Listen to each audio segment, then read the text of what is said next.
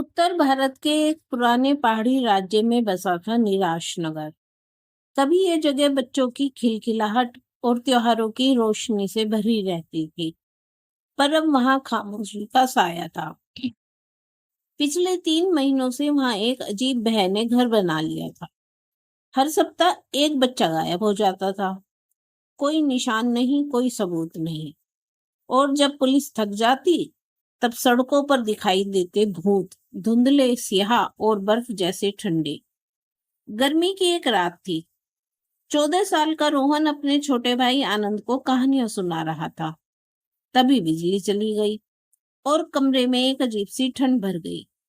रोहन ने महसूस किया कि खिड़की के बाहर कोई है। जब उसने देखा, एक सफेद आंखों वाला अधजला साया खड़ा था। वह डर गया। उसने हिम्मत दिखाई फिर, और सुबह जब सब उठे तो आनंद गायब था। बस बिस्तर पर एक पुराना खिलौना पड़ा था, वह खिलौना जो आनंद ने कभी नहीं खरीदा था। रात को 1 बजे के बाद नगर की गलियां अजीब सी हलचल से भर जाती थी। लोगों ने दावा किया था कि उन्होंने एक भूतनी को देखा है, जो बच्चों को बुलाती है, कभी जले हुए चेहरे के साथ और कभी उल्टे पांव चलती हुई। एक बुजुर्ग औरत, मालती दादी, जो नगर की सबसे पुरानी निवासी थी, बोली, ये सब उस पुरानी लाइब्रेरी के पीछे की हवेली से शुरू हुआ है। वहां जिसे भी नींद में आवाजें सुनाई दी, उसका बच्चा फिर कभी नहीं लौटा। रोहन ने अकेली ही खोज शुरू की। वह नगर के पुराने रिकॉर्ड्स तक गया, जहां उसे पता चला कि 100 साल पहले वहां एक अनाथ आश्रम था, शिशु निवास। वहां 30 बच्चे रहते थे, जिन्हें एक नीला कोट पहनने वाली औरत कमला चलाती थी। पर एक दिन वहां आग लग गई। कोई नहीं बचा, न बच्चे न कमला। पर तब से हर साल किसी न किसी घर से बच्चे गायब होते आए हैं। रोहन ने तय किया कि वो हवेली जाएगा। उसके पास सिर्फ एक टॉर्च, एक तावीज और भाई की तस्वीर थी। रात के 2 बजे वह वहां पहुंचा।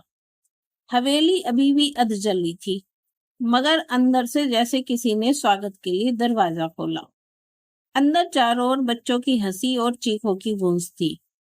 कमरे में देखा, दीवारों पर बच्चों की तस्वीरें बनी थी और बीच में बैठी थी भूतनी, नीले कोट, आधा चेहरा जला हुआ। वो बोली, तुम आ गए?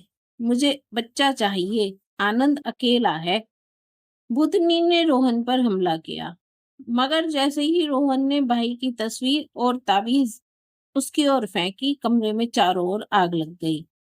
सभी दीवारें चटकने लगी और बच्चों की आत्माएं चीखते हुए बाहर भागी। सुबह हुई तो हवेली पूरी तरह जल चुकी थी। रोहन अचेत मिला और साथ में आनंद भी था, बिल्कुल सुरक्षित। नगर में फिर कोई बच्चा गायब नहीं हुआ। आज भी निराश नगर में लोग शाम होते ही दरवाजा बंद कर लेते हैं, लेकिन कहते हैं, जो डर के खिलाफ लड़े, वही अपनों को वापस ला सका।